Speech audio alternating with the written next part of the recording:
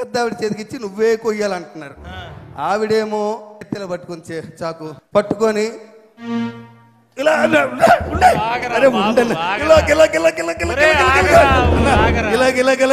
పాట వచ్చిందన్న పాట వచ్చింది. మంచి పాట వచ్చిందని ఆవిడ మీద మళ్ళీ మళ్ళీ ఉండదు కదా అన్నా.